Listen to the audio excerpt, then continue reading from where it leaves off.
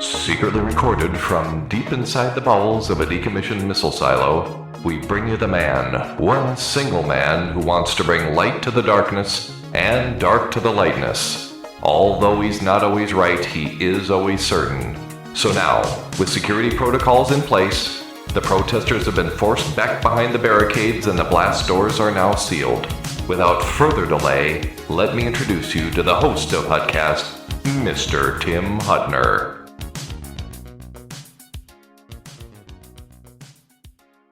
Thank you, Sergeant-at-Arms. You can now take your post. Today on HuttCast, we have in our studio the one, the only Mark Koran, who is a senator sitting in your state, Minnesota. He is he's a heck of a guy, and I'll tell you what, we can learn something from him today. We're going to talk about what does he do? What's his agenda? Where are we going as a society, and how can we better ourselves? Bipartisanly, of course. So stand by, HuttCast. We'll be right back in just a moment. Now a word from our sponsors. Today's sponsor in part by Excel Roofing. Excel Roofing, they do it all. Roofs, siding, framing. You need a house? Give Excel a call. I've used these guys personally in the past. Have a professional crew. They're conscious of your job, and they want to produce the finest quality of craftsmanship available. Excel Roofing, 763-712-0757. Again, 763-712-0757. Excel Roofing, Dayton, Minnesota.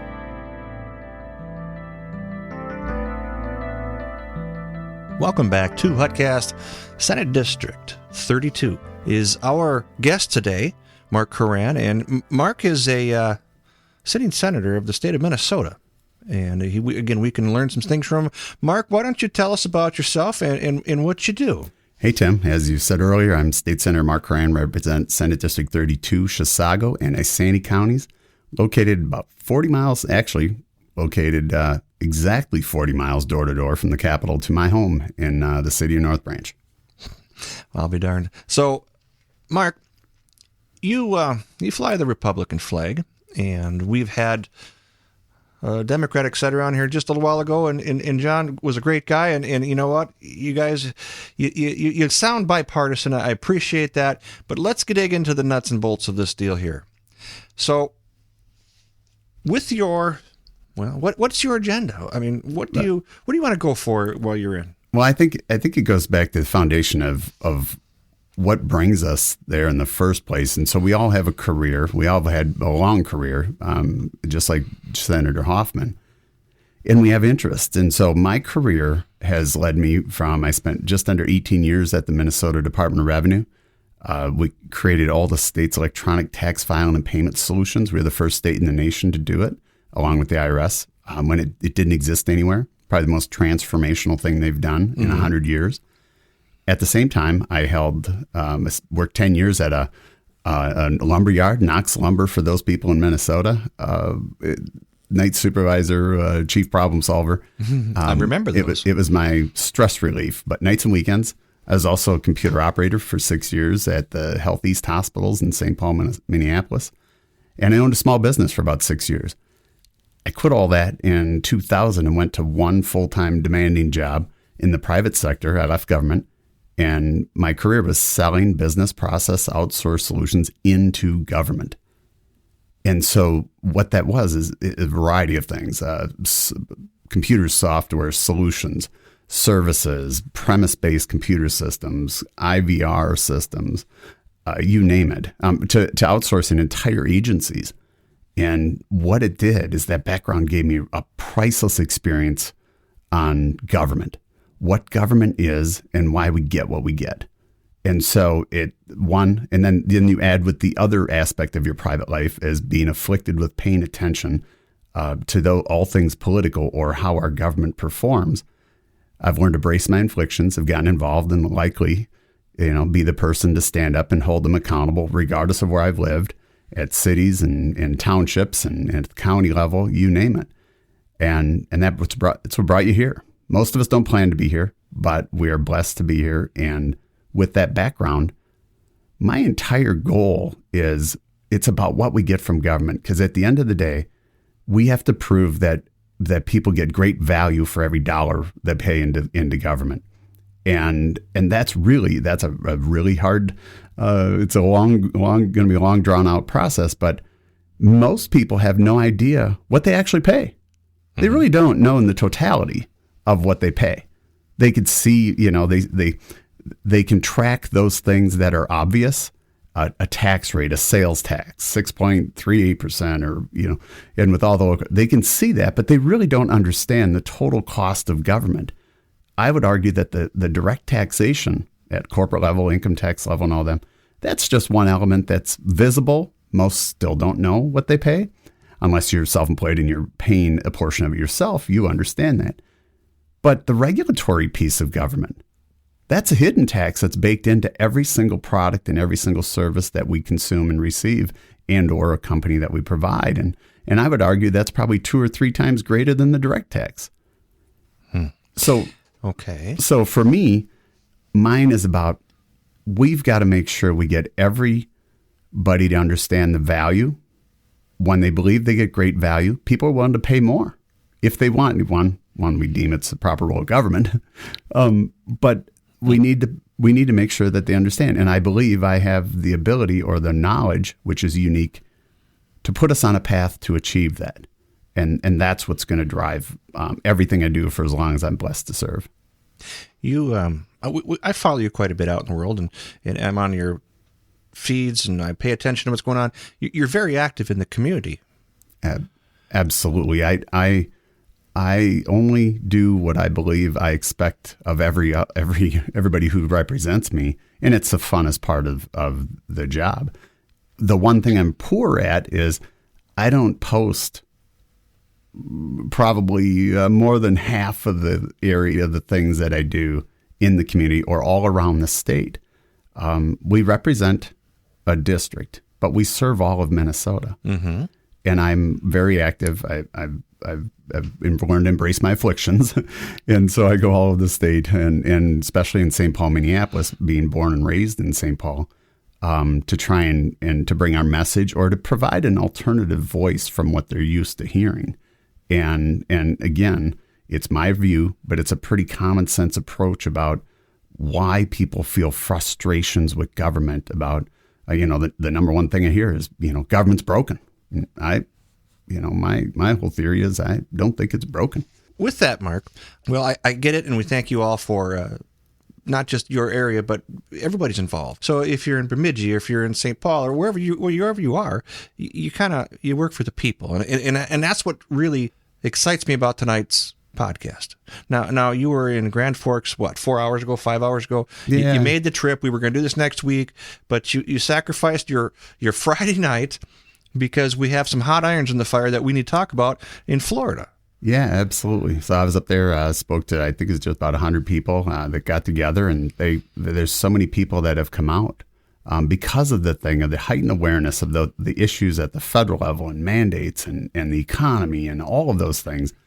And at the state level, this heightened awareness has kept people involved and brought out. It's bringing out people that we've never seen involved in the political process. And, we've talked a bunch, and I think Senator Hoffman had a term about being involved in politics. I like to be a little bit more direct, that many people, would like to say, and they tell me, well, I don't do politics. Well, politics is doing you, and how does it feel? So you can claim you don't do politics, but the reality is it's always been there. It's now, it seems to be a more extremes as far as policies and what we think we would, as a U.S. citizen, that we would be doing in this country. You opened up with, our goal is to do, and the things we do is we govern very well in a bipartisan manner. Uh-huh. We really do. But what people get tied up in is people don't pay attention that politicking is what we do to get elected, and that's an element of the entire process. But governing, there's significant compromise just in your own caucus, and certainly across the aisle. When it's the proper role of government, we govern together. But the media doesn't help you today. Today, if you just depended on the media and what you hear in mainstream media, boy, I'll tell you, you would think it's a two-way party battle. And I can tell you, at a minimum, because of our forefathers architected a process to vet writing law and how you legislate, that it's a minimum, and I don't want to say it's a 5-way battle, but it's a 5-way deal-making process that is architected to vet a bill or lawmaking process as thoroughly as possible. Okay. So you have the governor, you have the House Senate, the House Democrats, the House Republicans, the Senate Democrats, and the Senate Republicans. And each of them has very diverse views on what bills we hear, how we hear, right, what we're going to do. And that's within our party and certainly across the aisle. What we're seeing today is people believe that they see the discourse in the representative, in the House. That discourse is engineered into the process. It's okay. It's designed there. The rules have them communicating with each other more directly. Okay. And so that creates a different dialogue. They can talk to you and look at each other, a House member to House member. In the Senate, the rules are we don't speak to another member or nor look to another member. We only communicate with the president. So Senator Hoffman, if he had a question for Senator Koran and vice versa, we only speak through the president. And that disarms the emotional or the personal, the emotional part of it, a component of it. I see. But that's architected into the process. So unfortunately, people look and say, well, there's all this discourse. Well, it's architected to look at the rules and the process and how well it's worked. Where we see the greatest divide today is the divide is what the political agenda is in the role of government. And so I look at it and say, wow, so many more proposals from the other side come that are so far beyond the role of government that there is no compromise. There's no middle ground on it because it's information or a role that we shouldn't even be talking about in government. So let me ask you this. You go into a session, okay? You have everybody on there. There's both sides of the aisle. Do you actually sit on both sides of the aisle of Dems and Rebs? What do you mean? Okay, so the Dems on the left, Rebs on the right, or vice versa. I mean, is it actually, or do you just kind of all at will? We're assigned. I mean, everything is assigned. Committee seat locations are assigned. And all of that process is assigned or defined by the party that holds the majority. I see. In the House and the Senate. Your office locations, all of those things are defined by the majority party. Are you in the basement or in the third floor? I am on the third floor. Oh. Spectacular view looking directly out to one of the most beautiful capitals we have in this country. I had to laugh because John said when he got there, he's in the basement, and I went, ooh. Yeah, he was in the house in the basement. So when he moved over to when they built the Senate office building, they didn't ever envision that they would not occupy any floor except the third floor, which is where the majority party is housed. So when you're there and you're trying to solve a problem in a bill, I mean, this bipartisan what you speak, do you have animosity across the aisle, or are you trying to be goal specific? There's some politicking gets in, right? There's some political bills that get pushed through. But at the end of the day, we're there governing in the role of government. We have to get a budget done. We have to make sure, we focus on what the priorities are. And we there's hundreds. Oh, heck. I think at the last session, there was 8,000 bills. Oh. Way too many. And so between the House and the Senate. Sure. And so we all build relationships with House members within our own party, and certainly on the other side, we're the only divided legislature in the country. Yeah, that was the thing we talked about before, and then that's like really unheard of. It's amazing that we are the only. Us in Congress were the only two last session, but now it's just Minnesota. Do you see that as a good thing or what? What I've learned is.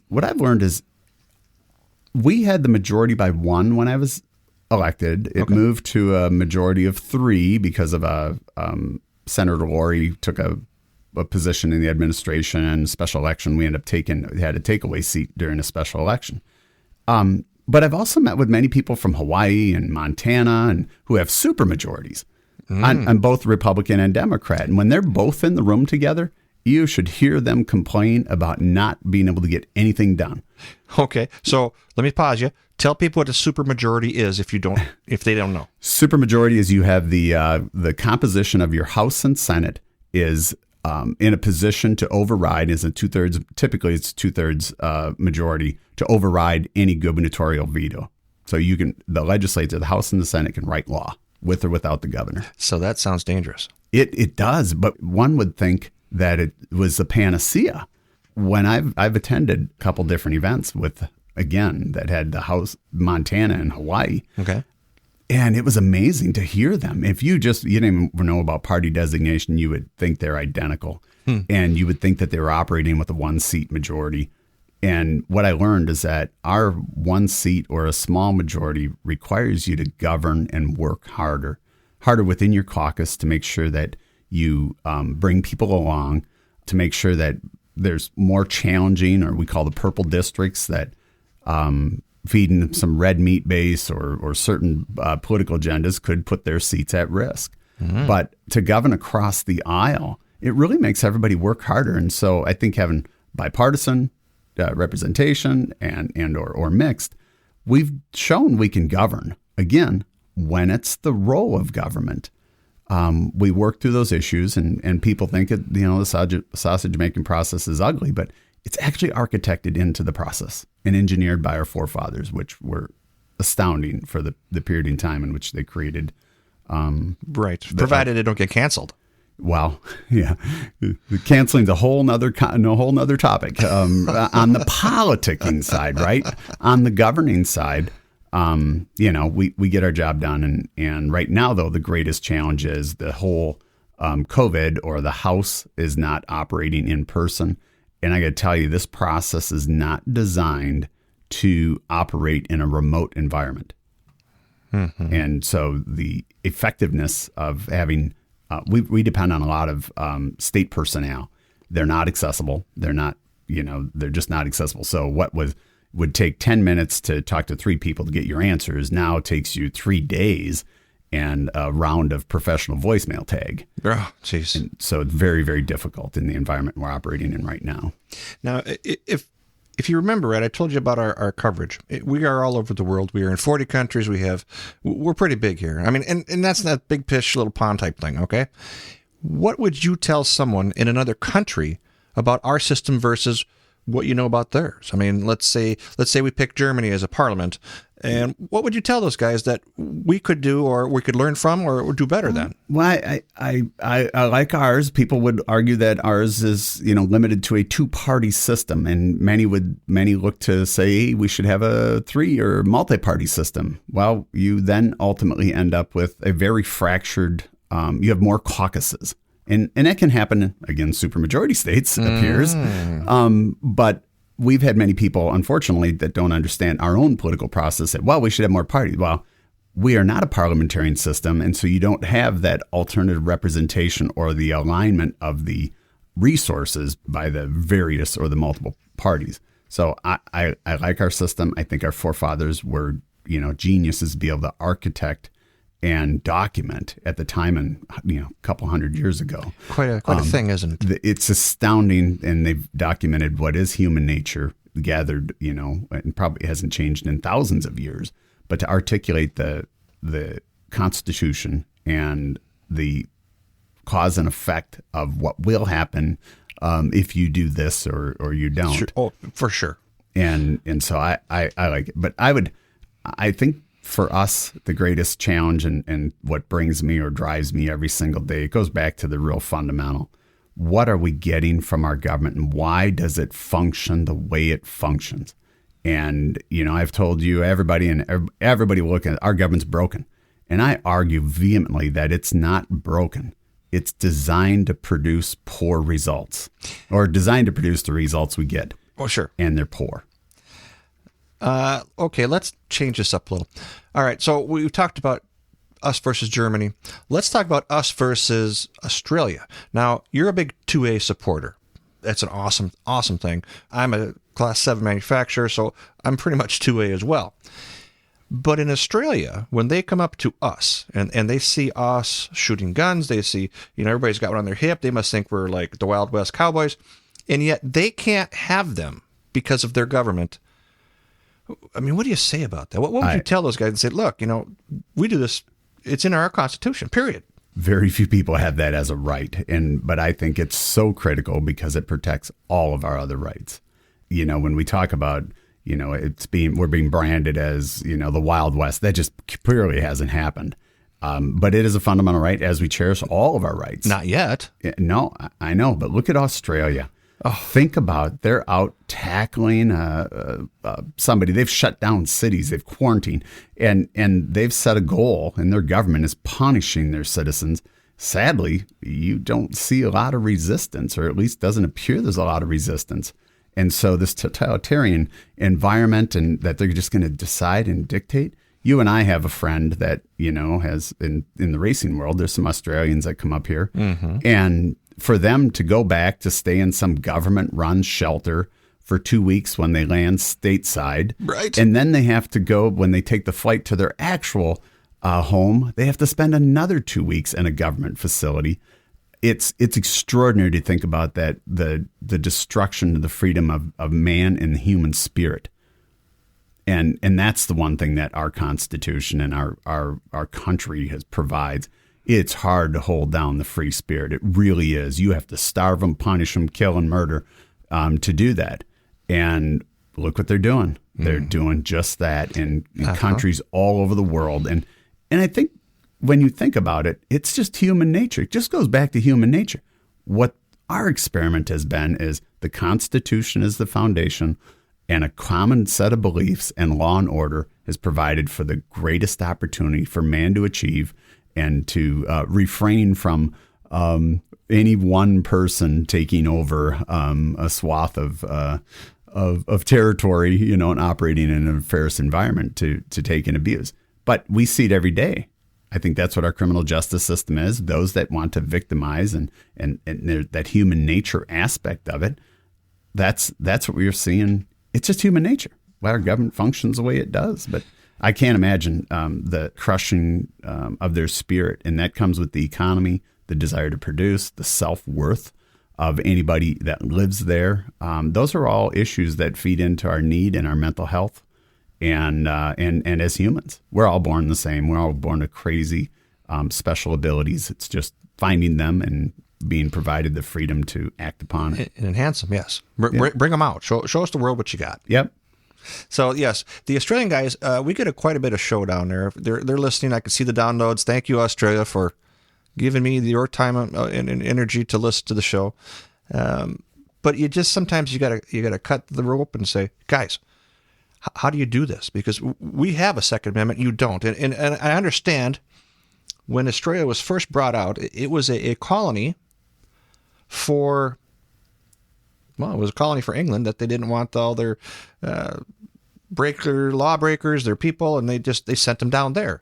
But that would explain why you don't have your Second Amendment for ours.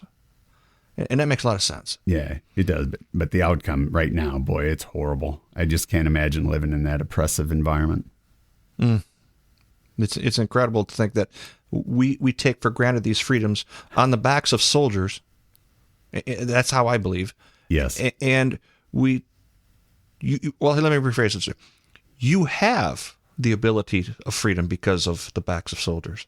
So when you start talking this, we hate this, that, the other, and we're going to do this and F the police and defund them. And hold on here.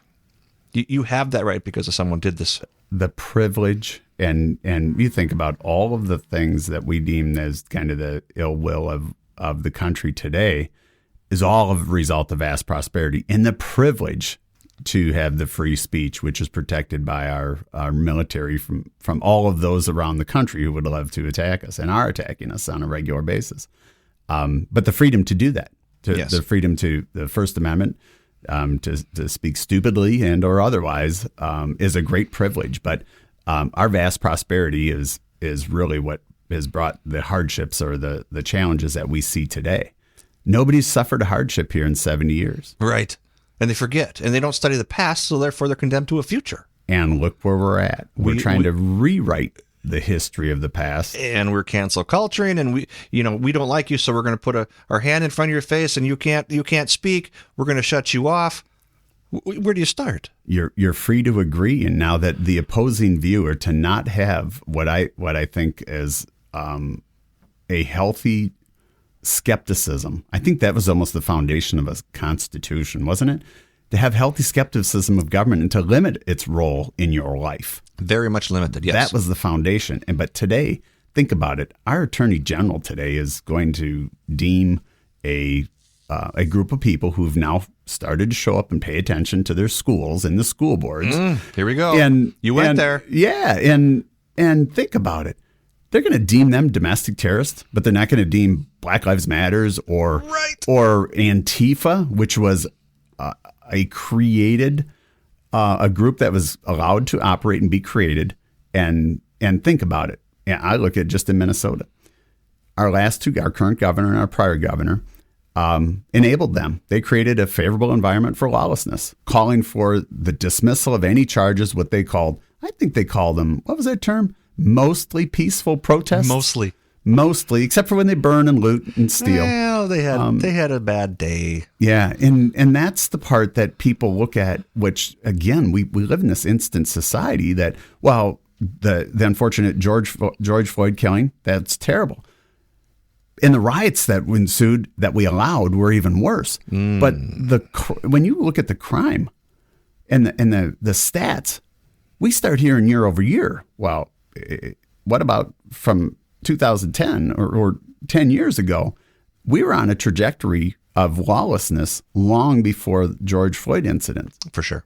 And so it was out of control. In fact, if they actually prosecuted based on the crime that's occurred, our hockey stick would have been a straight line north. Mm-hmm. And yet it's not, only statistically, because they're trying to soften the statistics, not prosecuting crime. There's very little punishment. And now, with our government virtually shut down, we've got no penalty. They're letting people out, and they have no consequences. Now, what I worry about with the judicial system being shut down or barely functioning, is that we're going to have people that they traditionally plead down an incident with multiple charges. Yep. They'll plead down to to something lesser. Now I believe what we're going to see is multiple incidents with multiple charges pled down into a single consequence, which will be very minimal. It's a good thing we got, 23,000 more IRS agents on there, because we need that, but we don't need police. I think they were looking at 87,000 IRS personnel. And that's all to watch anything that you spent $600 or more. Correct. On your whatever you want to spend it on, and they want to monitor that. Correct. And with the statement that said, I think they said, well, because we've got to go after the 100 millionaires and billionaires. Right. In the beginning, it was that. Yeah. We're going to make them pay their fair share until we go after you. Yeah. And the reality is the incidence attacks and all of those issues all fall on the consumer and or can only be recognized in a business in a variety of ways. Fewer jobs, lower wages, fewer benefits. And that's the only way those things can be absorbed, because that cost and burden is paid for in only those areas. You can't absorb those and not pass them along. It just doesn't work that way. Most of the people who write them never have had a job in the real world. And I think that's what I see happen is there's more and more people who grow up and that just want to be a politician. And because they think it's a job and a career. And it has been, or they've never had a job in the real world that has had that accountability baked into the process, or have never written a paycheck. Never responsible for someone else's paycheck. Yep. And then you get this view of, well, we're just going to make these burdensome rules. And what does government do? You know, the government is governing. The policymakers is one thing, but then the machine itself that delivers is supposed to deliver the product. When it's a poor product, or when they make rule and policy, when they're done, how do they make themselves feel more valuable? Make more rule and policy. It's kind of like an attorney. They need another attorney to battle them so they can both have existences created. Yeah. And to me, the greatest challenge is that in our world, when we've got the regulatory arm of government and licensure, which is punitive or restrictive restricting access through some arbitrary license, which doesn't do one thing to prove that you are able to produce a product or that people want to buy it, and or that it offers some type of protection for consumers. Mm-hmm. But it becomes very restrictive. And then when they're done, they just continue to make more rules. And they've never, the scariest part, Tim, is most have never ever worked in the field in which they regulate. Right. And they don't have a process built into the agencies that allows them to understand why they exist and the rules or the policies they impose, what the outcomes are. Right. And to me, that's the most troubling aspect of it. Well, the other senator, John Hoffman, was on, and they were about to go to Kozelka's HR 8, HR 9 deal. He's, because he's not really much of a gun guy, but he reached out to me 7:00 in the morning. He says, "I'm on the way in. Can you give me some more intel on this?" And I got to hand it to the guy. He's not a big two-air, but he is. He don't want your freedom squashed. And he says, "What do I need to know here?"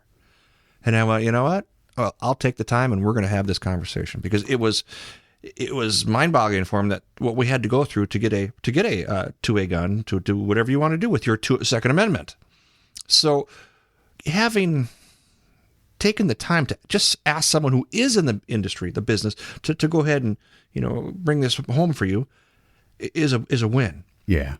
I mean, just ask somebody. Reach out. I mean, isn't that the job?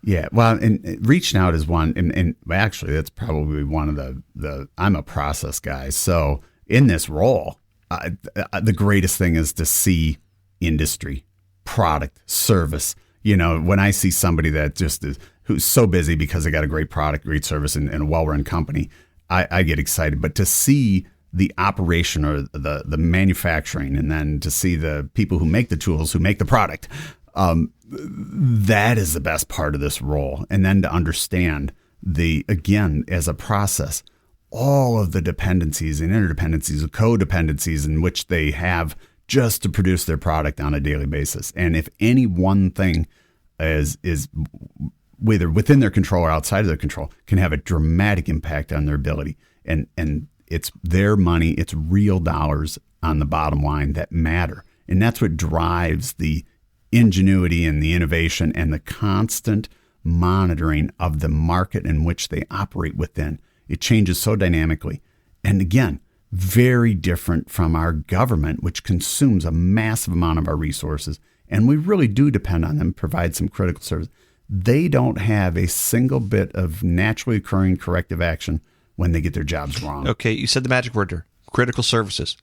So we are about 30 minutes into this first segment. We're going to take a break, and then we're going to come back with what do you see going forward, and we're going to talk about that critical services like COVID and the National Guard and why they are private companies. They fired their guys, and then now we need help. Correct. So for HuttCast, stand by. We're going to come back right away with Mark Koran of Senate District 32. Stand by.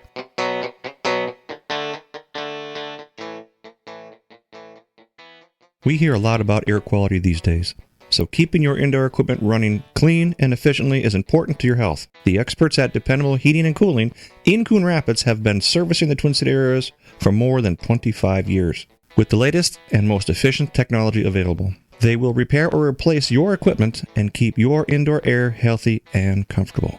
Call 763-757-5040.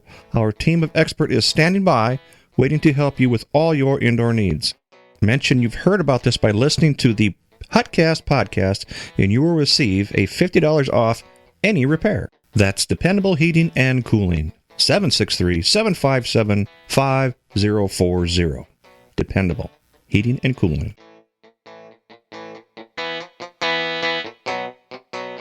Welcome back to HuttCast. In the studio, we have the man, the myth, the legend, Mark Koran. Mark Koran, Senate District 32. Mark, welcome back to the show. And we had left the other one of what do we see, the agenda. We covered a lot of great information. But here's a ringer for you.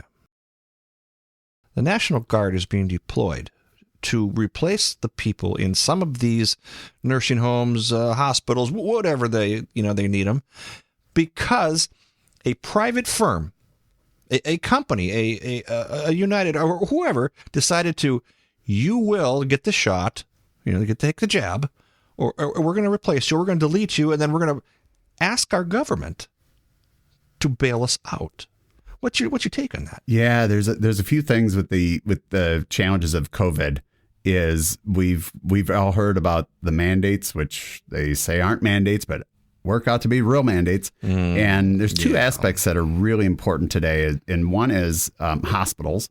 And you've heard a lot about the capacity in hospitals. Well, the capacities have shrunk pretty significantly because the workforce has shrunk. Right. And so they didn't have an excess workforce prior to the pandemic. And so the greatest challenges in the hospitals are people have left. We've further exacerbated it. The people who helped us through the first year of this pandemic were heroes, right? I think the administration and state and federal believed they were heroes. Now, through their policies, they've encouraged the healthcare providers to push these mandates. Now, you wonder why, if this is in regards to health. We have more health issues, or equal as number of health issues, because of the avoidance of the healthcare system, the limited capacity of the healthcare system, and how we've operated. Quarantining healthy people further exacerbates those available to work and serve us in the critical need, as well as those high needs patients, which we're seeing it now. We just had a hearing the other day that they said the hospitals are starting to see the poor outcomes of people avoiding the healthcare system who have more serious healthcare issues, which become now life and death, in addition to COVID, and then the reduction of the staff. So we're seeing two things. In the healthcare system, we've now, the Department of Health has contracted with a private company to bring in an emergency workforce. and so that's a challenge, because there's no magic workforce out there that's just going to show up to live under the standards in which they've created, but they're going to pay them a lot more. So think about it. We're going to go out and hire CNAs in that environment that make twice as much as what the agency or where they're working at, and they're only going to pirate agency or companies that are already starving for staff, which will further create an additional problem in that very agency.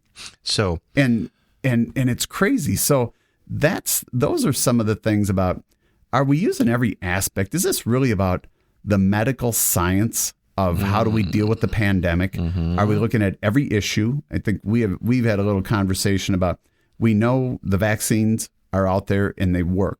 Some people have a higher propensity or a need. It should certainly be between a doctor and the patient who can provide the best assessment. But it ties into this, the kind of the cancel culture and not being able to talk about every aspect of the medical science around this issue. We can't talk about natural immunity.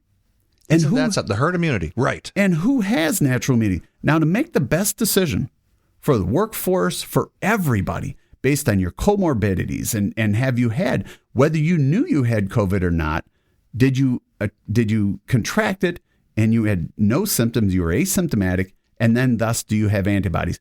If it was really about the medical science, we would be looking at every aspect of this and treating it equally as important.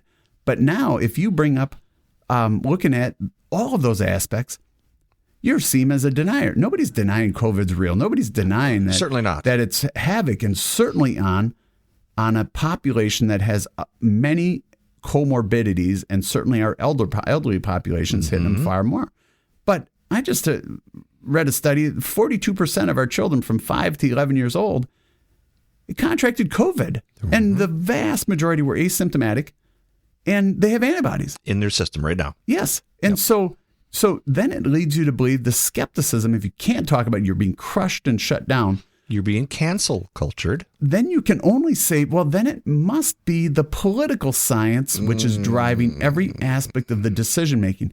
Now, when we talk about IT systems and building roads, and they don't kill people, but when we're talking about our healthcare system, And the sheer avoidance of it, in addition to reducing the capacities, it's like having a restaurant today that, you've got 50 tables, but you only have enough staff for 25. That's where the hospitals are at.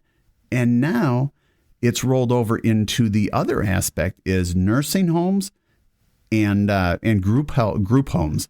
And, Senator Hoffman, you want to talk about bipartisanship? Mm-hmm. Senator Hoffman, Abler, we do a ton of work on them. When you see what's happening to them today is horrible. That we've got one nursing home, I believe, going into state receivership. In addition to, hold on. What does that mean? That means it's failed. There's no. Oh, boy. It's done. It's equivalent of their bankruptcy, and so the state they've no longer can meet the licensing requirements. They're going to take them over, but at the same time, I believe they have. What is it? 20 now? I think it was nursing homes. 23,000 people that they've lost. And is this because of the jab? This because of the workforce. It's because of all the policies and the overworking them, being underpaid. So let me back you up. They cut the force, so it makes the pandemic look more scary. Yes, and you are further exacerbating the few resources, and part of the policies were we quarantined healthy people. Right. And so you if somebody walked by, I don't know if anybody's kids in school, but they walked by somebody who was test positive. They're asymptomatic, but they tested positive. They quarantined the kids or required them to go get a test. And those are all pulling people out of the workforce and out of the resources with no proven science. Paying in the budget to justify it. Every time you take someone off, they're not paying taxes. They're not making dollars for the state or yourself. Absolutely. And so now what I have a trouble with is that we're calling in the National Guard. I love our National Guard, okay. But our National Guard is not the solution because government has failed to prepare to do their job. And so, you know where those National Guard guys come from? They all have real jobs. No, they all have real jobs here in Minnesota. So we're pulling more people out of the workforce, which every shop needs, every company needs workforce, and we're taking them out of the workforce to do the jobs of people that should be doing. Yes, and so we have the reduced workforce. We have already been, and again, prior to the pandemic, we had people who were not, we just didn't have a great number of staff. Okay. We have further burdened them. You want to talk about rule, regulation, and policy to remove as many people from providing care on an hourly basis versus the total hours they work. It's extraordinary. The crazy stuff that they have to do, which is to keep a bureaucrat happy at a state agency who doesn't directly benefit or enable or enhance the ability of the companies, nursing homes to actually provide care. So like you said earlier, they know nothing about it, but they're making policy. Absolutely. And every policy, and when they make new policy, it's called collecting more data. And at the end of the day, that just takes more people away every day from providing the direct care, in which is really their primary focus. So now we're going to have National Guard members come in. And for me, this is really troubling because when I came in 2017, in committees, I served on aging, and I now also serve on health and human services. So we have nursing homes, we have the healthcare system, and group homes, and all of them fall within our purview. And my initial request, and it is my constant desire, is we need to transform and train our workforce. And it's a win-win-win proposition because we need to teach them. And just take the example of a nursing home. I want everybody who regulates and manages a nursing home, I want everybody in that agency, I don't care whether you're an accountant or any role you play, I want you to be certified as a DSP, which is direct service provider, a CNA, or a PCA. Those are the lowest levels of certification of the industry they regulate today. Do they not do that now? No. I'm talking about the state agency personnel. Remember, they provide no direct care. So with your theory, your working model here is that if you want to have firsthand knowledge, you should be one of them. You should know what it is, because here's the problem. They make rules they never have to live or implement. So how do you have to attach them to the life cycle of why they exist on a continuous basis, because we don't have the things that would naturally require you to build those in to understand the market, the competitive nature. What is your product? What is the quality of the product? Because, by the way, if you haven't noticed, our customers don't have a choice. Right. We have one government and it's mandated upon you. And so you don't have the choice to go somewhere else. But they fail and they continually fail. And in this case, again, I started 2017. I said, I want to work with you. I'm going to walk side by side. I'm going to do something new, fun, and dynamic because I think we could have a lot of fun with it. And that's the type of training we should focus on. I care about the self-help and self-worth. That's great. After you're an expert in why your job exists. Or reasonably briefed on. No, I think you have to have a role in it. And I actually want, one of my bills was that they would have to work in a nursing home for 1 week every 6 months. And it's not rocket science. You'd have to, managers should work down and work the floor of whatever their floor is. And they should be out there in the industry in which they regulate. And I don't care whether it's road building, the same model can be applied practically across everything we do. Everybody would win on it, and we would build in the things that don't naturally occur. And we would never be in a position that we're going to call on the National Guard to be that emergency force. So the reality is they can dance and it looks all good. We're coming to the rescue. The reality is, if the pandemic was what it could be, and it was much harsher than it is, thank God, who would be the backup?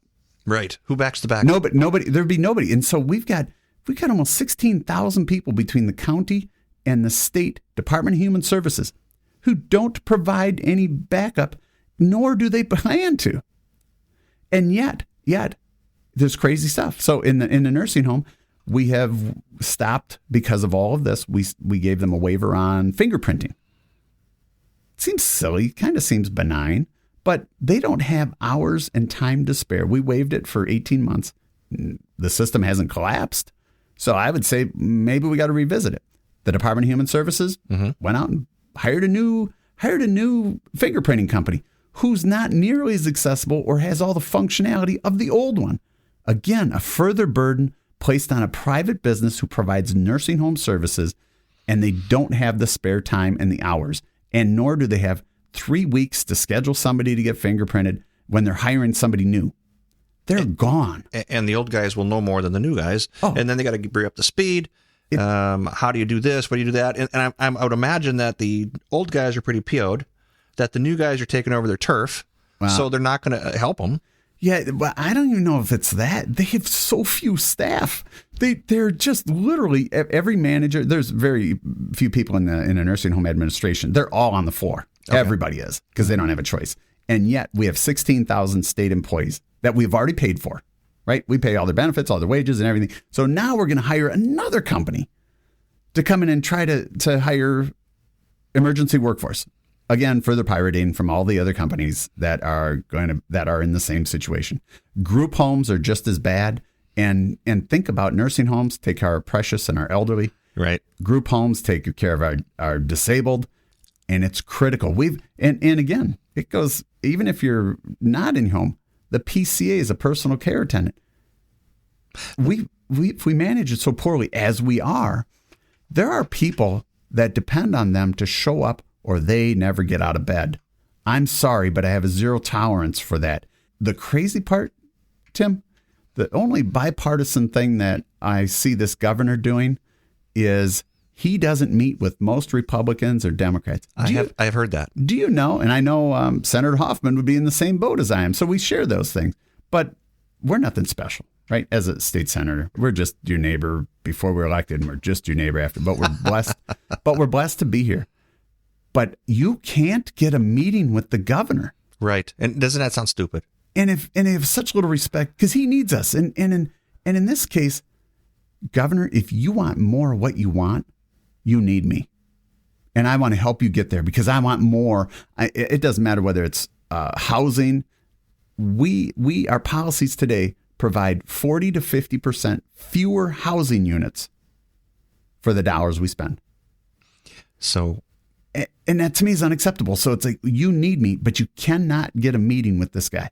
And that just sounds so wrong. It's extraordinary. And I'm telling you, even our largest corporations, right, businesses, which are critical, he talks a great game, but he doesn't deliver on any of it. And so, what if you're a donor? He fundraises a lot. Absolutely. The candy shop, ring a bell? And a very limited. Well, the candy shop, he wasn't a donor. Oh, he wasn't? No. Okay. So the candy shop he served with them in the National Guard. Oh, buddy. And I love the candy shop, but we shouldn't have arbitrarily picked and choose who the winners and losers are. All jobs are essential. Yes. And but that was one that, hey, he was able to get a meeting because of his personal relationship, and they served in the Guard together. Likely not a donor. So, but you got to donate Smarties, right? Yeah, but that's a huge problem, and so there are solutions to this. But man, talk about frustrating, because I think we can have a lot of fun. I had the Disney Institute ready to come in and help us teach you how you build the attachment to the life cycle of everything. Think about it. I wanted somebody to say, what the heck are you doing bringing Disney in there? Do you know anybody who's more attached and understands the life cycle of a business process and everybody's role and how critical it is? There's very few companies that do it better than that. And they're very similar to government. The only difference, right? They take you ever been to Disney World? I've been there. They take you down there, they got you by the ankles, and they shake you upside down, and every dime falls out of your pocket. Wait, I see an analogy there with government. The only difference with Disney is you're smiling at the end. Right. You're enjoying it. Yes. But there's ways. It's not rocket science. It would take us a lot of work, but it's absolutely what we should be focusing on, because what we're doing today is we're adding more and more people to this process, because in this crisis, government has a perverse way of rewarding for poor outcomes. We need more people and we need more money, and it will always produce less. And right now, I see this being the largest expansion of government at every level under the guise of this, the actions within the pandemic. Okay. We're printing money. Yeah, just trillions out there. Throw it out there at every level, and it's adding to the base operation cost, which is only going to further burden every taxpayer in this state. All right, let's back that up a little. This week was quite a day for Florida. It was quite a week for Florida. They what they did was DeSantis has filed suit against the old Biden administration, and with that, he has cited in there that you can't take someone's right to work, and if you don't take the shot, we're going to shut you off. And if you are a government employee and you don't take the shot, we're pretty much going to shut you off. Doesn't that sound crazy? It's amazing. And I love that DeSantis is, I think DeSantis is really just focusing on the simplified environment that President Trump did. He basically said, may not have been the best delivery of a message, but you know what? He supported the average hardworking U.S. citizen, period. Doesn't matter what the topic was, right? And he had an America First policy. First. And America First, but we can all win, right? That's what he did. And I think DeSantis is really, really showing that he wants to preserve the rights we have in this country, and he will not allow. Remember, the federal government, that we're a republic, we're a representative republic, and we have independent states' rights. The assault on and trying to punitively punish anybody who has any dissent from the administration's goals in every aspect is disgusting. But I thank God that Ron DeSantis is down there doing the great work, and he should be fine. They know this is unconstitutional, and so that's why they haven't started the implementation for these mandates. Because they're using OSHA. They at least said that's what their intent is. But really what they're doing is leveraging their globalist partners, the media and everybody, to push this narrative forward for pure power and political gain. And they're stomping on anybody who has a dissenting view across the board. They will cancel you. Absolutely. And to see the big tech oligarchs and to think that they're going to, they deleted a president. And if they can delete him, and they've been deleting anybody with an opposing view, and that's a conservative or anybody who can spell Constitution, they're deleting them. So what does that look like in the future? I've got an antitrust lawsuit out there, and there's actually some bipartisan support to that as well. Representative Stevenson in the House. We're going to be pursuing that this year because Zach Stevenson? Yes. Yep. Coon Rapids. Yes, okay. Absolutely. And so we are going to be pursuing that. There's think about the app developments and really the big tech giants deciding that they should deplatform you and not even host you. But what's not hitting the news is how many of those that don't even get to start their business, more or less the ones that they're canceling off the platforms. And so we've got a few things that we're working on, and it's going to be a big issue. I think you're going to see this all across the nation. And when we are a protector of our constitutional rights and business rights and the ability to operate, Yep. But when you become government and you act as government, I'm sorry, you don't have the same protections of what a free, independent, private company. And when you become the public square, literally the only public square, and you act in concert, and it's not the theory, they act in concert with the Democrats in the administration. Okay. And you become government. So, they're counting on us continually, say, well, you would never touch private business. I think Ron DeSantis is there now and say, we're not going to have anybody, you're not going to implement these policies through the administration in partnership with the administration, because in many cases, like the hospital networks, half all the revenue comes from government. So they're beholden to them. Okay. And the largest corporations, right, they've prospered wonderfully, but they're crushing, and they're going to continue to crush middle and small businesses. And they're the vast majority of the job providers. Well, I don't know. We had an airline that changed their mind pretty quick when everybody started shutting off. Do you remember that deal? Absolutely. 2 weeks ago, was it? Absolutely. And it's about time. People are going to have to make a stand. I know it's hard. We're all in it. My wife's in the healthcare. She's out now with the shoulder industry, but she's going to be in the same situation. She'll likely lose her job. And so what does that do? I thought it was all about providing care. I guess not, because there's going to be providing votes. It is, and it's about this crushing environment, stomping on what is our what's left of the Constitution for this pure power grab. And so that's the hard part, because when you don't trust government, when we really need them, and you really need people to trust, think about the media. I mean, oh gosh, I think the media ratings are trust is down to the level of Congress. Well, first let's start with the jackals, right? Remember Jesse Ventura? Jesse Ventura, yes. These jackals, they'll not do this. And, well, he wasn't a politician. He was a wrestler. Jesse was right, but he was a businessman, yes, and he was a common sense guy. And I worked, when I was at Department of Revenue, he was one of the only guys that basically come out, and he didn't have the political nature of the administration, because he didn't fill it with a bunch of independents because they didn't exist. But he actually came to the agencies and expected them to run the agencies. He didn't use them as a tool to implement their political agenda. That's exactly what this governor's doing. He's using them as a tool to implement the political agenda outside and removing the legislature. Think about one that you're an internal combustion engine guy.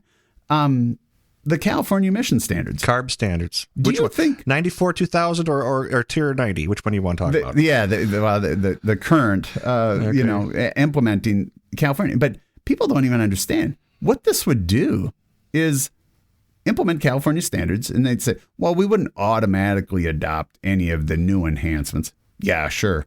Yeah, trust them. Yeah, and we have only 2 days of COVID. Wear the mask; it'll kill it. Yeah, we're only going to be in for another month. Yeah, can you really trust that? You can't. And so, but not only that, people don't understand this one is that our automobile dealers would have to report to the state of California, not just that we're adopting their policy. California's going to administer it for us. I'm sorry, but they can't administer their own cities without having.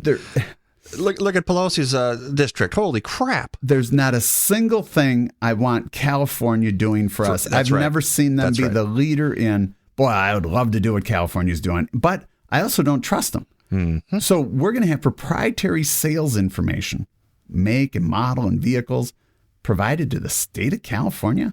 No way. Nope. And they did it without the legislature. And that's why it's important for people when they get out and vote. We have to adhere. The legislature has to have the role. And it's not just that the legislature has to have the role. We are the representation or the representatives for our 85,000 plus residents. And so when you remove us and you care so little about us in this process, what do you think of, what are you thinking, or what do you care about the residents we represent? Not much. And that's really sad. So we need a healthy debate, especially for those big policy issues. You can't just go out and weaponize an agency. Weaponize it. There you go. Weaponize an agency to implement your political agenda. And now, and I don't like, when I came into the Department of Revenue and I was government, it was at the end of when you had people who ran the agencies, who came through the agency, who even know what the heck the agency does, and had that expert knowledge. Now, all we have is a bunch of attorneys that are political hacks managing agencies that have never run an agency. And they don't know what's coming in and what's going out. They can make the policy that we have to adhere to, but they don't know none about it. And they don't even know the power of the agency. And I would argue that the delivery mechanism of government itself is far more powerful than anybody they insert at the top. But yet they can be weaponized and further empower or embolden their actions, which are against legislative intent and to implement that political agenda. Now we've been here before. We've had this. If you think back a number of years when we had the Minnesota State Testing Centers, these centers were, everybody thought, we're going to save the earth, we're going to do this. Oh, absolutely. What they didn't realize was the people who couldn't afford new cars were driving around these turd boxes, and they couldn't get them to pass. Correct. And these people, and they gave them a waiver. They gave them a waiver one time, but the cars run a long time running dirty, and they can continue to run dirty. And then what? You only get one waiver. Now, I'm not the guy to holler and piss and moan about this, but here's what happened. They made this happen. I'm a field drivability shop. And literally, they kept throwing cash in my pocket for things that you couldn't stop. You couldn't help them. But they had to have a technician look at it to say, we can't fix this car. Yep.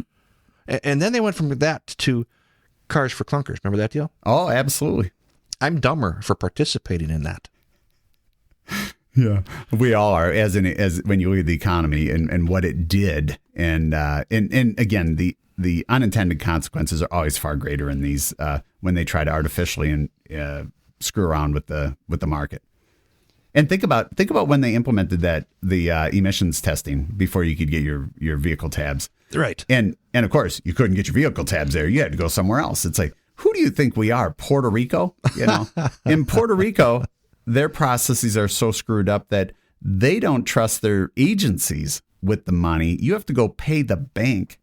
Literally, you have to pay the bank to go get your driver's license renewal, then go to the agency to get your driver's license. Yeah, I didn't know that. They do. So I've done it. I did a lot of business in Puerto Rico. And, but yeah, it's a, guys, you put a process and a burden out there that further exacerbated what a citizen has to do to meet the minimum or to even legally operate a vehicle, to live, to exist in every facet. And we only have one government. We don't have competition. We don't have choice.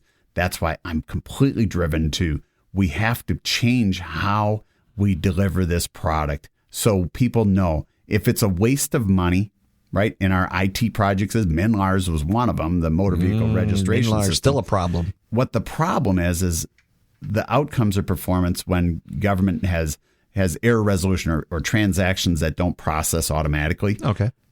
They've just slowed down because they're not in their agencies. They don't have anybody in agency. We got 35,000 state employees that are working from home. Nice. And so it's professional voicemail tag there too.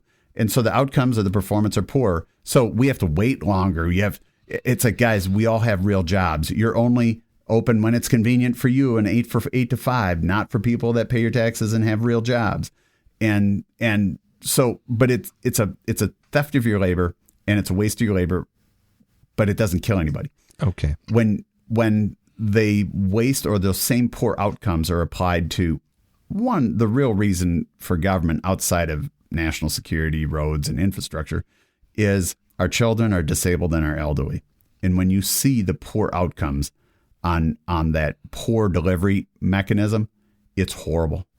And that to me is just unacceptable. Feels pretty ashamed, doesn't it? Oh my God. When you see really what happens to people and what I also think about is when you have to deal with your government, how knowledgeable are you and how long does it take? And who has kind of that patient advocate mentality that can help you navigate a process that, frankly, when you call them, you know what their entire goal is, or at least would appear to be, is to get you to hang up, whether you get your needs met or not.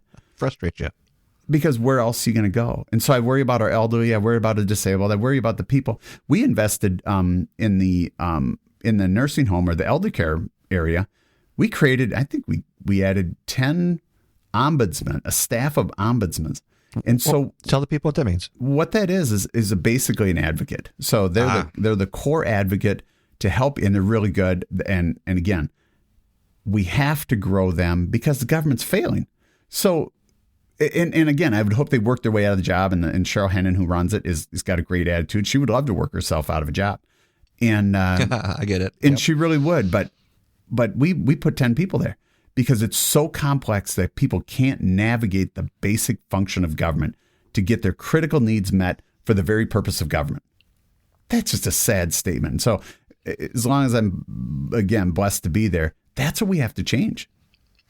So let's do this. We are about 32 minutes into this second segment. Let's take the third segment here. Normally the shows are about an hour. We're I don't want to call you back from way up north down to here to do another session. Let's give HuttCast a break. We're going to come back and we're going to see what your thoughts are on how to fix, how we're going to make this happen. What can you, as a listener, whatever state you're in, no matter where your faction is and what political agenda you might have, how can you do to help us, all of us? So for HuttCast, stand by.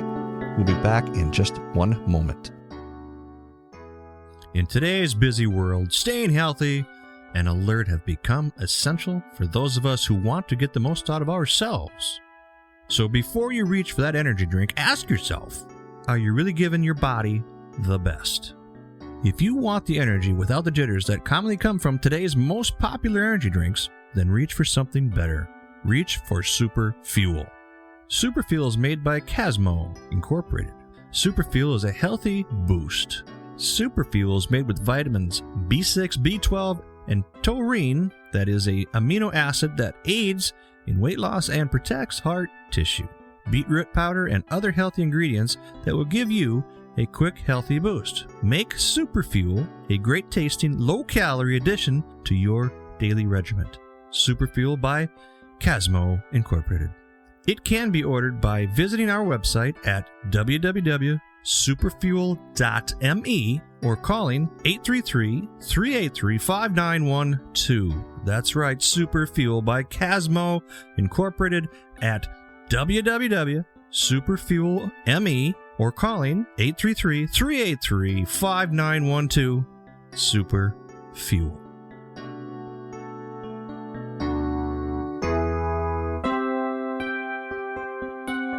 And we are back with HuttCast, Senate District 32, Mark Koran. He is here in our studio today. And Mark, we left off the last segment at about 30-ish minutes. And you gave us some wonderful information. But now let's ask the blood and guts. How do we fix it? Well, I think that, I'll be, when I think about in Minnesota, be a little selfish. Anybody that's in Minnesota, I know your podcast is going all over the place. Anybody in Minnesota should be demanding that their governor meet with me and work and ask how that plan is going to be put forward. How do we re-engineer or redesign or rethink how we train our agencies for the accountability? How do we tell the people out there to get a hold of the governor? I mean, what do we do? Just get on the phone and call the governor's office. They have a site on the go to their website. There's a phone number there. Call them, tell them that we want our government to function better. And Senator Koran has the idea and that he wants a meeting because he wants to help Governor Walz get more of what he wants, at the same time help us both prove that we're good stewards of their dollars and we're going to make sure that we don't have these poor outcomes and continue to be unprepared for the next emergency, the pandemic, whatever it would be. The pandemic, right? Yeah. So, I mean, that's the part. And I'm telling you, we all win, because here's another role I serve in. I'm on the subcommittee for employee relations. So that's the the union contracts. Well, I want to get into an environment where we can offer, I do, there's no doubt, I believe we can have fewer people, fewer employees with greater outcomes, greater job satisfaction, and greater pay. I think we can have all of those things, because today, one of the things that in this structure that we have is we can't reward and or incentivize for top performance. So in a private world, you create incentives for your top performers, or to drive the highest level of performance at every level. And you also have consequences for the underperforming. In our world, we don't have either of them on the top side or the bottom side. And so we really can move out there and to build the trust in our citizens so we could maybe take a little bit more risk, try some unique things, but we first have to build the trust that we're performing at the highest level, that we've attached them to their job, and we've built in a training methodology that keeps that going continuously, because it just doesn't naturally exist. And it's not bad people. It's not. It's just human nature. If you get paid, regardless of the outcomes, you're going to continue to do what you do. Yeah. And human nature is you could do less. And at the same time, we have some amazing, grossly underpaid people who are just crazy driven, making the vast majority of the key things happen. Yeah. And we got workforce that we could argue, the what they're doing, but putting in a great conscientious day. Mm-hmm. But we're missing really key pieces about how we drive and all of the overburdened and burden and regulation that of those who actually provide service for our most critical pieces, how they operate. And so do you think that these people are what do you call it? The workforce participation trophies? They're those kind of people. So I got to work, and I don't have to really have pride in their work. It's beyond that. I think there are those crazy driven people. You're not going to touch them. But at the end of the day, I've seen it. I've watched it for this is my 38th year being in and around it, and so I've seen the outcomes, the consequences of the lower output over time. And then that perverse incentive, when we have poor outcomes, we need more money and we need more people. And it still is a poorer outcome than before the investment. So you feel that there's no real, you can't throw money at it to fix it. Nope. Because as an employer, I don't care what I've paid people. As soon as they start getting that in their head that they can do the same without working hard or producing a product for us in the shop, they just don't care. They stop engaging, and their pride drops, and their production drops, and there's no participation trophies in our place. I mean, it literally is you produce, you get paid. It's terrible out there, this workforce. You are hired to do a job, and there's a harsh, right? In the real world, you're there to produce a product at a high level. So you justify your worth in the company, and that's why you keep. And most have financial incentives to get those higher levels of performance. But if you don't, it'll correct itself. So McDonald's, $21 an hour. It's extraordinary, and that's great if you want, which we have $10 Big Macs. So, but for us, I really do believe that there's also a self-worth. Yes. That I think everybody wins in this when we engage it, because I really do believe we can have a lot of fun. I told you earlier, I think I was prepared to bring Disney in to get people to think about what the heck would you be doing at Disney World? But looking at those, and there's other companies that do that all over the country, but we just have to build those in.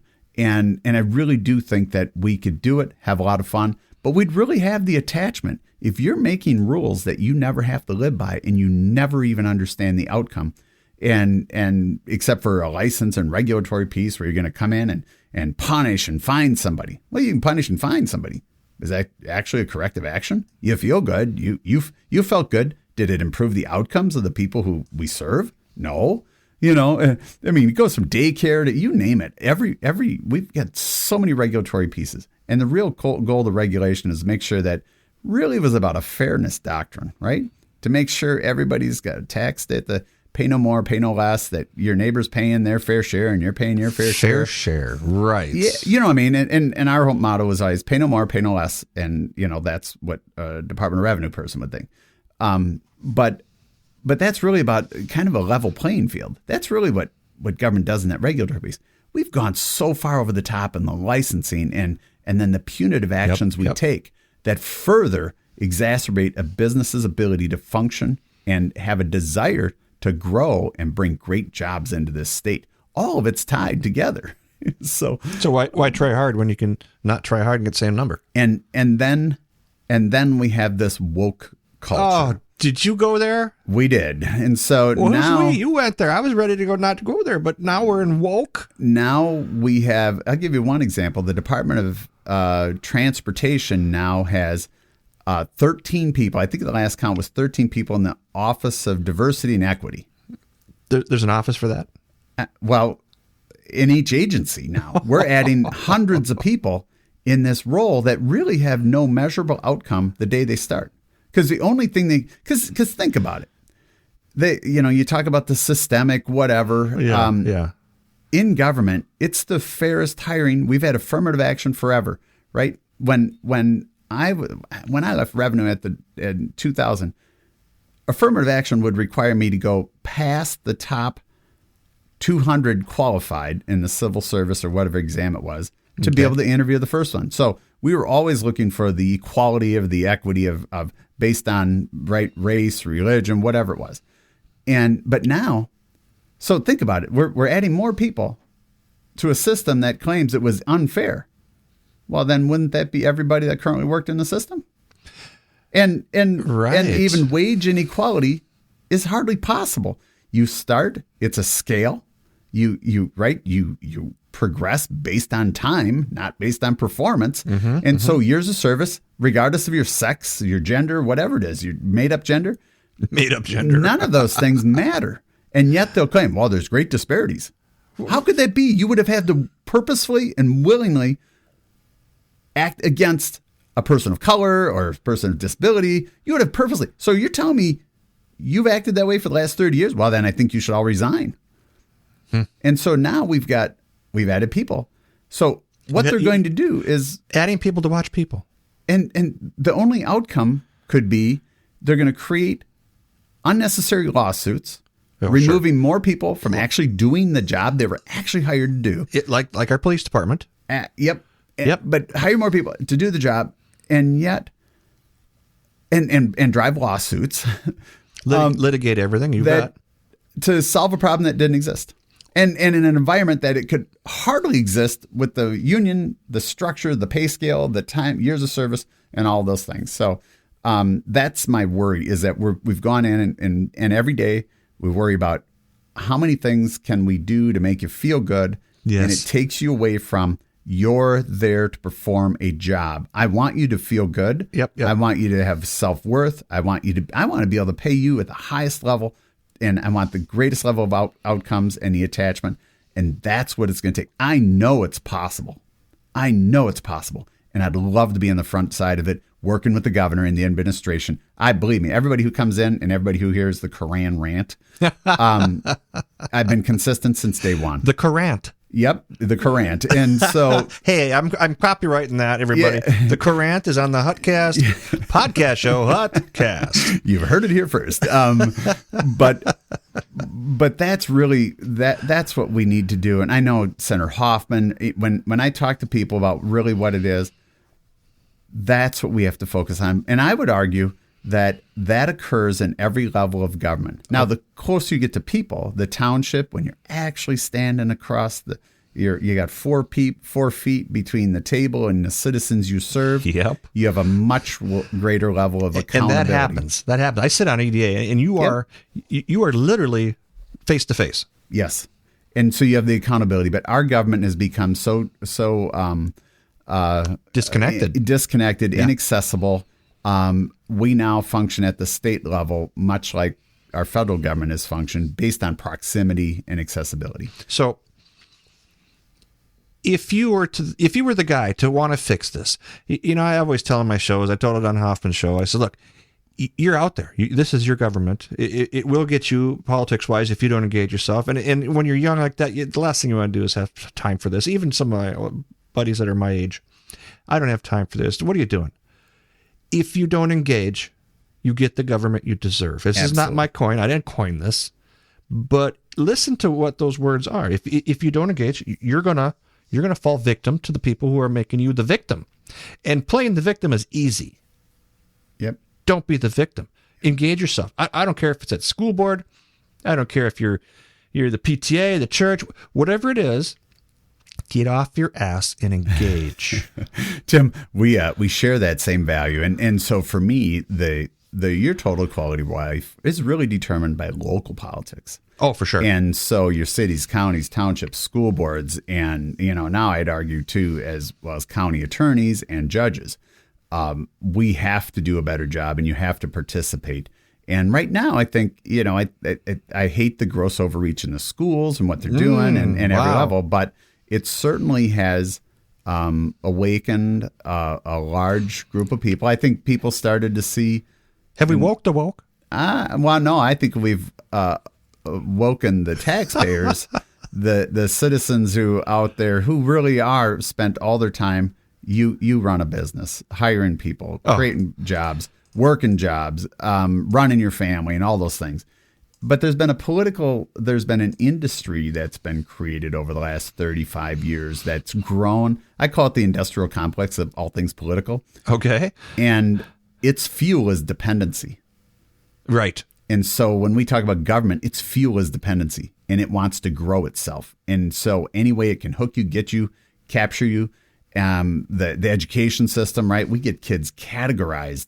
And categorized means you met a special criteria, and when we run out of criteria to get you categorized, we make up new criteria or new categories to get you captured.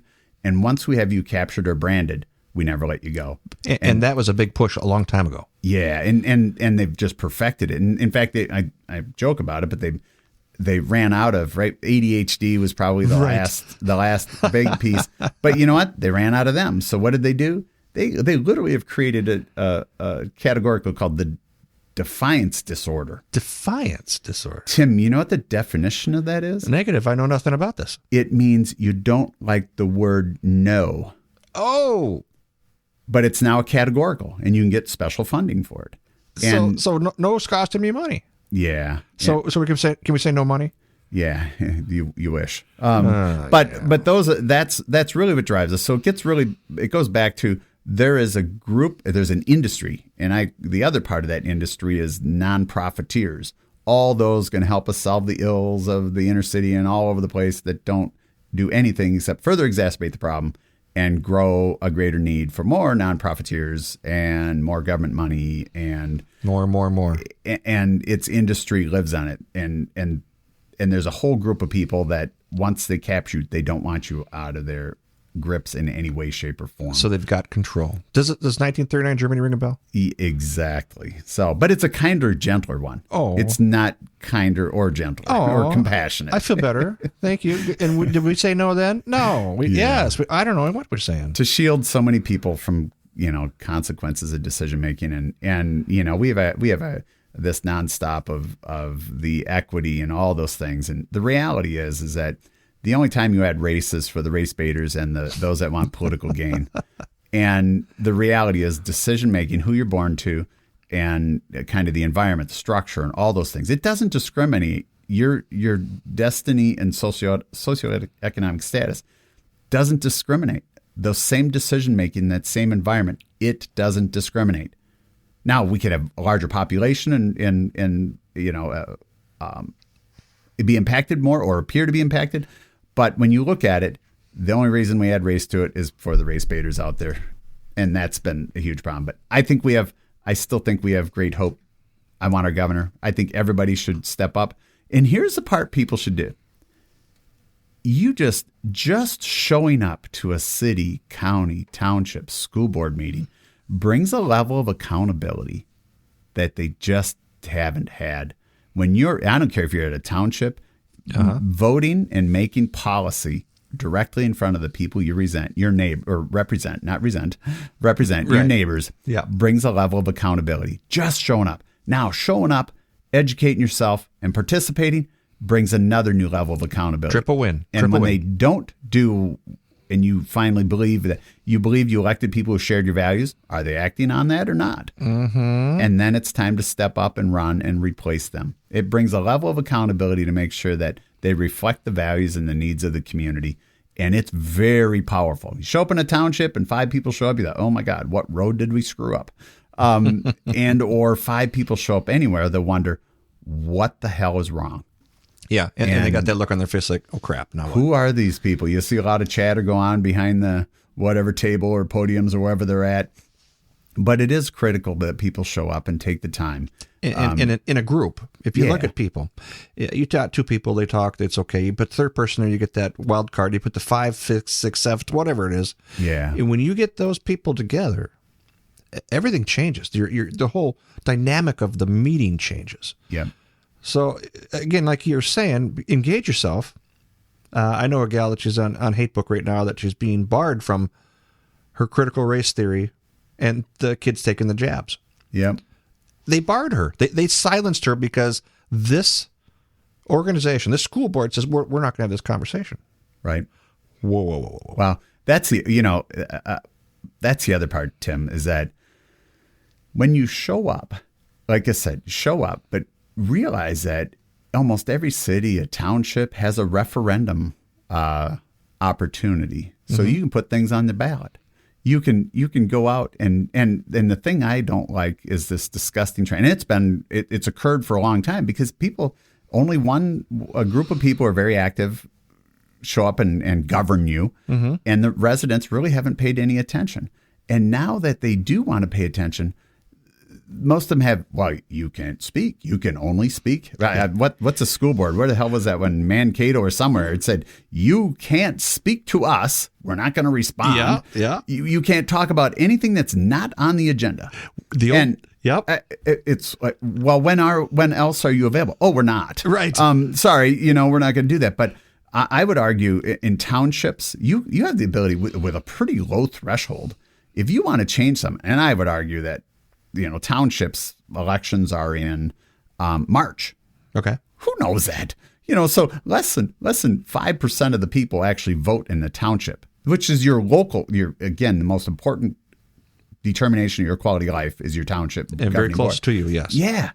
And so where I was at, we moved it to a 5-member board. And we moved the election date to the general election. Oh, nice. So instead of having 60 people decide, we have 2,000 people decide. We had a mayor, the old mayor in our Dayton city area, who would shut off the 3-minute threshold of people to open forum. Yep. And they check with the city attorney and go, oh, we can do that. But that cost him. Yeah, you can do a lot of things. But legally. Is it right? Yeah, exactly. But is it right? And to me, that's the part. I got one of my counties. They only meet at 9:00 during the weekdays. Well, isn't that great? Yeah, isn't that great? So it's like citizens show up, demand or unelect them, and make sure that they're accessible. Right? Do a day, do a night. You have that power. The power of the vote. Understand it and exercise it. But this shutdown of having a voice when you show up to the very meeting that's there to serve you to discuss actual policies about your governing in your district, whatever, I don't care what level it is. And they limit you. Sorry, you're only going to get 2 minutes and you can't say anything and we're not going to respond. Right. What the? Yeah, we can't act on it. No. I mean, you can say what you want to. You can talk about toe jam if you want to, but we can't respond to you, or can we make any decisions based upon what you're asking? Yeah. Then that requires another meeting. Right. Well, now you're in a work session for city council guys, and you put it on the agenda maybe, but you can't talk again, and we're not going to talk about it again. Right. Sometimes it's just so backwards. Yeah, and everybody says, well, it's a problem because so many people show up. So many people show up only because of the lack of mistrust. When you are open and accessible and you have a respectful dialogue, and that's expected. But it's because you've created this environment. And I'm telling you, it's across the board, though. It's at every level. But we let it happen. And you can take it back. You have that power. And so that's where people really need to be active and just show up. And you'll find something. I tell everybody, you'll find something that you're really interested in. You're on the EDA. It could be parks and recs, whatever. Mm-hmm. I don't think people understand. This is probably one of the interesting pieces about, do you know how many people are even elected in a particular district? So, and then it's who you elect. How you elect them. How you elect them also determines who they appoint, and even more importantly, who they hire permanently, because they're there permanently. And so in my district, I have Senate District 32 is most of Chisago and most of Isanti, but not the entire county. Okay. And just in that district, there's 168 elected officials. What do you do with all the officials? Well, but between the townships, I see. 18 Okay. townships, 12 cities. And then you've got your school boards. Think about all the different, and then the cities, counties, township, the school boards, the county attorneys, all of them, county commissioners, 168 elected officials. But when you add the EDA and all of the other park boards and all of the other influencers, right, it's about 550 people. So when you have an election, people just focus on who they elect. It's a far more impactful outcome than just the person you elected directly. That there's 550 influencers. Well, you typically only appoint people who share your views. Right. And then you hire people who share your views. Right. So, and if the composition of the board doesn't match your views, then you're gonna be upset because the number of influencers is far greater than just those that you elected. For sure. And you're preaching to the choir. So what's the point? Get there, get involved, know that the impact of who you elect is important. Show up and make sure they're governing based on and they reflect the values of the community. If not, take action. And you actually have some pretty low thresholds in many cases about how do you get referendums? How do you put policies out there? How do you get them adopt meetings that meet your needs, not just their needs? Right. And again, how do you address? We've got big issues of counties appointing auditors and treasurers and recorders. They can now appoint them and hire them, which you have full accountability because you have a county board. But how you do that matters. Just because you can, you should still have a public hearing, multiple public hearings, and you need to sell your case. I don't care what it is. Sell your case to the people that have elected you to make sure that if it's one of those, huge or large policy or impactful policies that you're considering, it's your job to go out of the way to make sure that your job is to sell it and be accessible and make sure you have that dialogue long before you get to the committee meeting. All right. So let's do this now. How do people get a hold of you? How do people get a hold of the city, the state? Just give me some kind of, in today's Google world, it's not too hard, but sometimes you just need an inside track. What would you say that would be? Mine's interesting. So I'm probably one of the very few people. So my Facebook page, my web, and my Senate's got all the Senate information. Those are easy to find, right? We have our legislative assistants, our greatest. We are so blessed to have them. But for me, I'm one of the odd people. My cell phone, the only phone I have, is actually published on my website, published on my Facebook. Yeah, and so I make myself available because I think people expect me to be available and they can call me.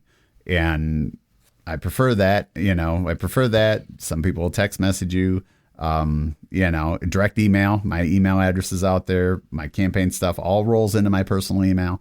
And so I get all that stuff from my campaign side and the, both the website and Facebook.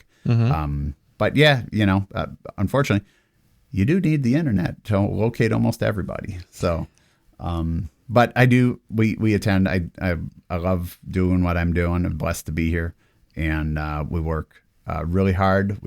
I think everybody out there who knows somebody who's elected, go tell our families or thank our spouses, because they actually make the greatest sacrifice to give us the ability to do what we love to do. Even with my EDA thing, my wife is, I can't, we call it the tornado. I married a tornado. That's me. And I says, maybe next time you shouldn't marry a tornado, but it's kind of our little joke, but it's not. It's truth and humor. Yeah. My wife and everybody talks about, you guys always have to talk politics. And I kind of changed. I said, you mean we get to. We get to. So it's you're afflicted with paying attention, embrace your afflictions, and you'll be a lot happier. And so, but yeah, we're accessible. I think people, especially in our political districts, our best opportunity is come down and see us, make an appointment. The greatest thing we get to do is to give a tour of our Capitol. Is that right? And talk about. I've not done that. I'm 55 years old and I have not gone to the Capitol and done a tour. And you would be just like everyone else. I'd have to get an application and run for office then again. Most of your elected officials hadn't been in the Capitol until the day they were sworn in. Is that right? It's really sad how few people attend and even show up to that facility. We love it when our constituents come in because there's so few. And when you don't come down and execute, and you get top priority, right? You're it. When you don't exercise your voice, you willingly give that up to somebody else. So, and likely somebody who is opposed to everything you believe. Why not? You know, the total antonym of what you stand for, right? Yep. What's the takeaway here? Takeaway is get involved. I think for me, my core, like it's I want to transform government. I think I know what we need to do, and I know we can do it. We need to put pressure on the governor that we can help him achieve greater success in making sure our government functions and we get more of what we want. And at the end of the day, we prove great value. We provide the highest quality of life and service for the services of our children, our disabled, and our elderly. Mm-hmm. And we're prepared for any future emergency. Yeah, the next one. What's the next one? Natural or a pandemic, whatever it is. Today, we have not done one thing to move that needle in preparation for those. Hell, just to get out of this one and to get back to functioning more or less prepared for the future. And that's what we have to do. And that everybody should be screaming at the top of their lungs. At the top. Yep. Involve yourself. Send emails. Flip off the other. Call, right? Write letters, personal letters into the areas but show up everywhere you can and make sure the elected officials know what your needs are. And then, and in a lot of cases, get out and act, ask how you can help. Pick a candidate. There isn't a candidate I've ever met that has too many people, too many dollars. Right. Too many people, too many dollars. Donate to your favorite candidate. It matters. Money isn't everything. It's everything. But you do need that to make sure that you have, and everybody could give an hour or $1. And what our job is, make sure that we do everything we can to honor that. And even if you can't go out and spend dollars, pound the street. Absolutely. I ran 2 elections, lost both of them. Yep. But I'll tell you what, there were some people out there who says, what can I do to help? And people I'd never expected. Yep.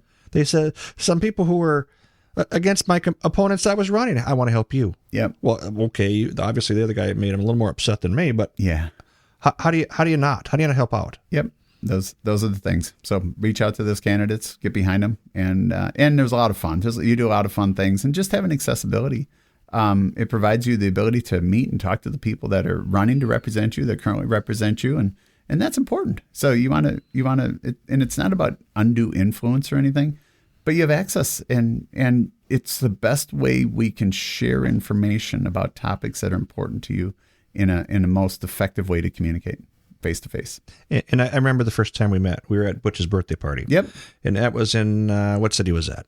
That was in Palmdale. So just out of Taylor's Falls. So here's this little know-nothing bar that's now burnt down. Yes, you're right. And Butch he just sets us up together, and hey, this guy's one of your guys, and we kind of, I knew at that point in time that you were a guy that I could get behind. And today, I'm just like, okay, good for you, and thanks for helping out the rest of us who have the same mindset. Yeah, I'm just a common sense guy. My career background just lends really, really well to this process. And we also have, you're afflicted, you're paying attention. That's what we do. And at the end of the day, I've got 6 grandchildren. I don't need any more motivation. It's really for them. And I make sacrifice. My wife makes sacrifice, and it's hard. But I can't think of any other way to have that voice, or to use the voice, get the word out there, to do as many good things as we possibly can. The wife thought I was nuts starting a podcast. She goes, well, should I invest in more bulletproof, jackets? And what do we got to do? We got to put liner steel in front of the house. And if you think about it, every HuttCast is about an agenda, a political, just how things are in the world. Yep. And how you see them, how I see them, how Senator Hoffman sees them. I'd like to get Abler on here. This is an official John Abler. Come on over, and Mr. Abler, Senator Abler, let's have a conversation as well. But thank you for coming out to the HuttCast. I know it was your Friday night. I appreciate that. And with the DeSanto thing going down, and now the Georgia thing, or Missouri, or whoever's filing next, good for them. and we are out in the world everywhere. So hear us on your favorite podcast. Heck, come on out, and we're going to have a phone in sometime. We should do that. Yeah, it'd be wonderful. I appreciate the opportunity, and anytime we get to kind of share information, we all bring something unique, and we appreciate your spreading the word. Well, we appreciate it as well, and we're going to pull the plug here. We are 33 minutes in this third segment, which will set a lot of you guys upset, but listen, hang in there. We appreciate it. Next one's coming out next Sunday, not this Sunday, the next one, and again, I appreciate you coming out, so thank you again. Thank you. For HuttCast, we're signing off. We're pulling the pin. Thank you very much, everybody. And again, Australia, we appreciate you tuning in. Germany, we love you. East Horn of Africa, I don't know what you got to do about the U.S., but we love you as well. Canada's been great. Germany, I'm getting a lot of emails from them guys. It's been awesome. So HuttCast signing off. Thank you very much. And that's a wrap for HuttCast. HuttCast is, again, a pragmatic approach to seeing things how some people see them. If you like our show, give us a thumbs up on the Facebook site. Again, for HuttCast, thank you again. Have a wonderful evening.